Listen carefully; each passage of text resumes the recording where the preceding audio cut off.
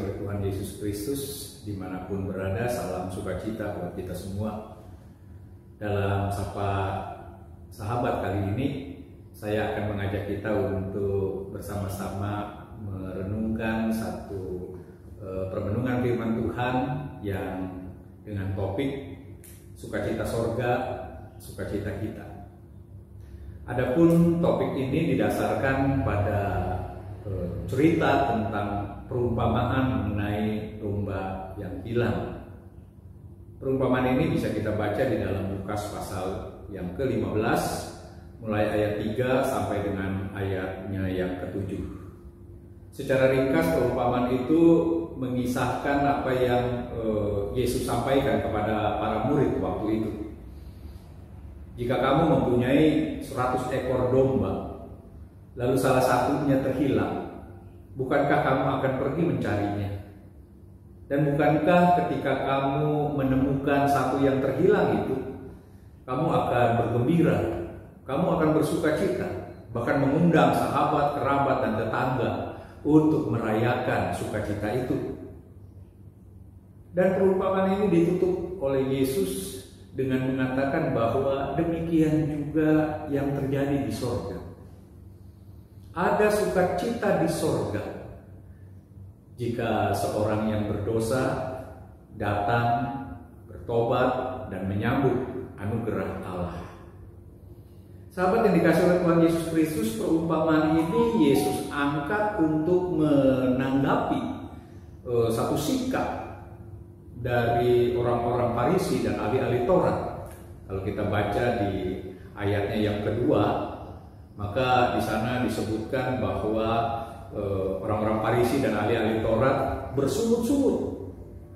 Mereka bersungut-sungut, mereka menggerutu ketika mereka melihat bahwa Yesus mau bergaul, mau duduk bersama dan makan dengan orang-orang berdosa.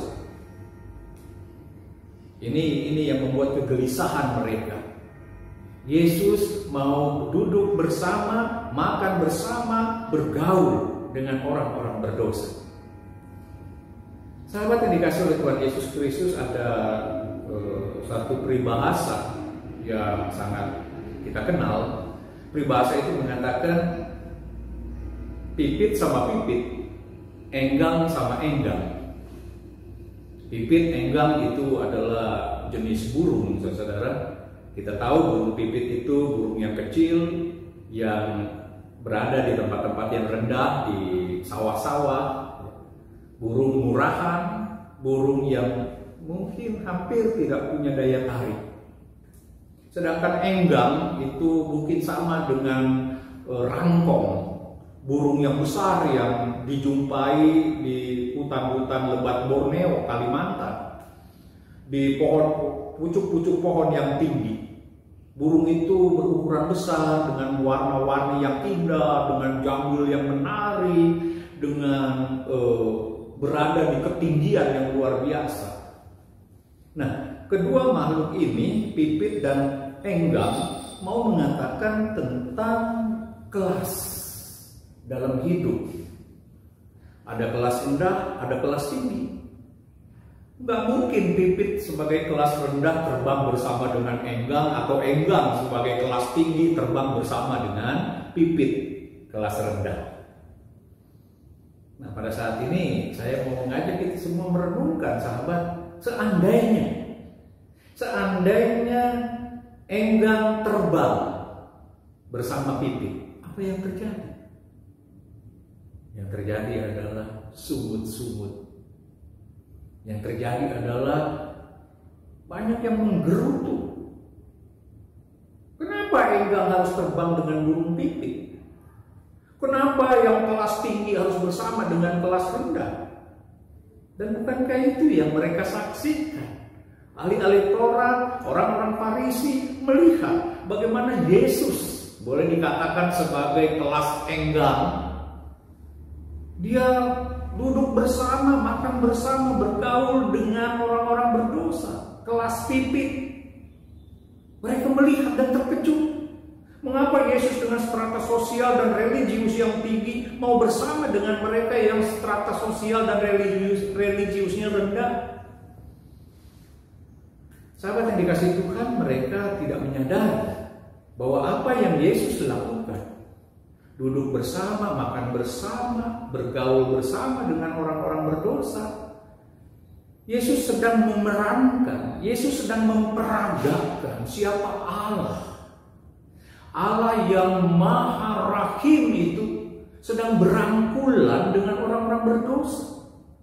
Dan itu mau menunjukkan bahwa orang-orang berdosa tidak bermasalah di hadapan Allah. Walaupun kita tahu bahwa Allah sangat mempermasalahkan dosa, Allah dengan tegas menolak dosa, tapi Allah dulu, kini, dan selamanya Dia mencintai orang-orang berdosa yang mau menyambut anugerah dan hidup di dalam hidup yang baru. Nah, sahabat yang dikasih oleh Tuhan Yesus Kristus, inilah yang Yesus sampaikan melalui perumpamaan tentang domba yang hilang. Bagaimana Allah mencari dan bagaimana Allah merangkul mereka. Dan bagaimana ketika orang-orang yang berdosa itu mau menyambut rahmat dan anugerah Allah, maka sukacita terjadi di sorga. Ada sukacita besar di sorga. Oleh karena orang yang bersalah ini, orang yang berdosa ini menyadari dirinya dan mau menyambut rahmat Tuhan, mau hidup di dalam kehidupan yang benar di hadapan Allah. Sahabat yang dikasih oleh Tuhan Yesus Kristus, apa artinya kalau kita membaca perumpamaan tentang domba yang hilang pada saat ini? Maka ada beberapa arti yang mau kita renungkan dalam sahabat menyapa kali ini. Yang pertama adalah bahwa Allah Maha Rahim. Sambutlah rahmat dan anugerahnya tanpa terkecuali kita semua.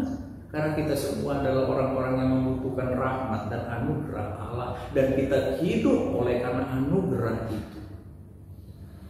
Dan yang kedua, singkirkanlah tembok-tembok pemisah yang kita bangun selama ini hanya berdasarkan perasaan bahwa diri lebih baik, bahwa diri lebih bersih, bahwa diri lebih benar, bahwa diri lebih berkenan ketimbang orang lain.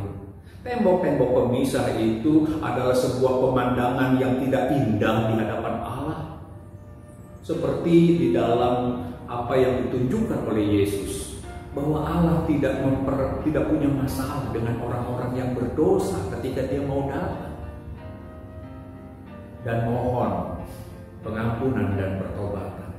Justru sebaliknya, Allah punya masalah dengan orang-orang yang merasa dirinya benar, yang merasa dirinya bersih, yang merasa dirinya lebih berkenan ketimbang yang lain. Justru itulah persoalan bagi Allah. Nah, oleh karena itu kita merenungkan kisah tentang perumpamaan tentang domba yang hilang ini sambil kita menyadari bahwa janganlah kita membuat hidup kita menjadi terkotak-kotak oleh karena perasaan bahwa kita lebih tinggi, lebih baik, lebih hebat, lebih bersih, lebih berkenan daripada yang lain. Dan yang ketiga, sukacita besar terjadi di sorga, dan biarlah sukacita itu juga terjadi di dalam kehidupan kita. Ketika ada yang berdosa, ketika ada yang bersalah, dia menyadari keberadaannya, kesalahannya, dan dia mau mohon ampun, dan dia bersedia untuk mengubah hidupnya. Sambutlah dengan sukacita, sambutlah dengan gembira, bukan ditolak, bukan disingkirkan, dan bukan dijauhi. Mungkin ada orang-orang terdekat di sekitar kita, orang-orang terkasih yang minta maaf oleh karena menyadari akan kesalahannya. Sambutlah dengan penuh sukacita. Seperti apa yang terjadi di sorga sukacita itu, maka biarlah sukacita itu juga terjadi di dalam hidup kita. Setiap kita boleh mengalami perubahan dan pembaharuan. Ketika ada yang bersalah mau berubah, disambut dengan gembira, disambut dengan sukacita. Inilah cara untuk kita bisa menjalani dan menyelamatkan hidup bersama. Bagaimana kita jauhi segala kotak-kotak oleh karena perasaan diri lebih hebat. Biarlah kita semua sadar bahwa kita adalah orang bersalah dan berdosa yang hanya memohon kepada rahmat dan anugerah Allah. Dan marilah kita bersama-sama bersukacita kalau ada orang yang ingin berubah untuk menjadi lebih baik, supaya dengan demikian maka hidup bersama kita dapat kita jalani dengan lebih baik pula. Sahabat yang dikasih oleh Tuhan Yesus Kristus, sukacita sorga biarlah terjadi juga di dalam hidup kita, menjadi sukacita kita. Karena itu biarlah enggang terbang bersama dengan pimpin, sebagaimana Kristus mau bergaul dengan kita orang-orang berdosa, dan kita mau menyambut semua orang tanpa membeda-bedakan. Demikian firman Tuhan yang menyapa kita. Semoga ini menjadi berkat buat kita semua. Mari sahabat, kita tundukkan kepala. Bapa di dalam sorga, kami boleh belajar bahwa Engkau tidak suka dengan hidup yang terkotak-kotak. Engkau adalah Allah yang merangkul semua. Engkau adalah Allah yang tidak membeda-bedakan. Maka demikian juga Engkau berharap dengan sikap kami dalam hidup bersama, bahwa memang ada kesalahan, bahwa memang ada dosa di antara kami.